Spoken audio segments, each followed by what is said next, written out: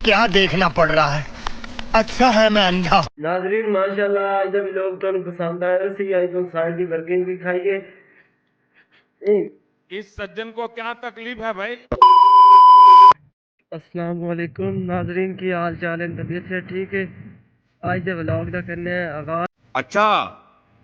आज तो सीन दिखाना मैं अपनी साइड से असा ने आया छोटी एक छत सी इसकी कंक्रीट करनी स्टार्ट करनी है ते तकरीबन तैयार किते खड़े ने इंशाल्लाह आज साडी साइड दे नाल मेरी बराई करावांगे। छोटी जी छत है डिजाइन वाली ते ये साडी साइड ते काम हो रहा है। स्टील वाले लगे ने मेरे पीछे देख सकते हो सरिये वाले भी लगे ने ते दूसरे भी सारे बंदे लगे ने ते हम सारे ने 2 hours later. चला साडी थले कंक्रीट वाली गड्डी आई हुई है ते उत्ते भी जाके तुम सूरत हाल दिखाने हैं।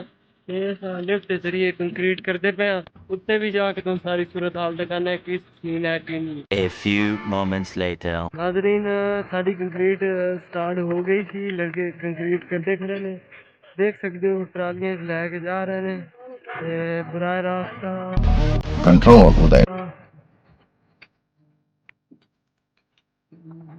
देखो जी लड़के लगे ने बड़ी मेहनत कर रहे हैं लेबर डे है ते इन्होंने बेचारे नहीं पता ये काम मंडी पर ठीक हाल है।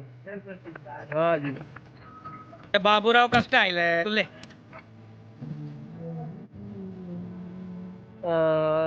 छत ਦਾ ਲੈਵਲ ज़रा ਉੱਚਾ ਸੀ ਤੇ ਫਿਰ ਇਸ ਤਰ੍ਹਾਂ ਰਾਸਤਾ ਬਣਾਇਆ ਸੀ ਤੇ ਉਸ ਦੇ ਜ਼ਰੀਏ ਫਿਰ ਕੰਕਰੀਟ ਉੱਤੇ ਲੈ ਕੇ ਜਾ ਰਹੇ ਰੇੜੀਆਂ ਤੇ ਥੋੜੀ ਜੀ ਕੰਕਰੀਟ ਸੀ ਨਹੀਂ ਤੇ ਸਾਡੀ ਕੰਪਨੀ ਦੇ ਜ਼ਰੀਏ ਸੇ ਪੰਪ ਮੰਗਾਨੇ ਆ ਮੋਬਾਈਲ ਪੰਪ ਉਸ ਨਾਲ ਕੰਕਰੀਟ ਹੁੰਦੀ ਸੀ ਨਹੀਂ ਤੇ ਦੂਸਰਿਆਂ ਤੇ ਮੋਬਾਈਲ ਪੰਪ ਤੋਂ ਬਗੈਰ ਹੁੰਦੀ ਕੋਈ ਨਹੀਂ ਥੋੜੀ ਬਹੁਤ ਹੋਵੇ ਉਹ ਫਿਰ ਵੈਸੇ ਹੀ ਕਰ ਲਈ।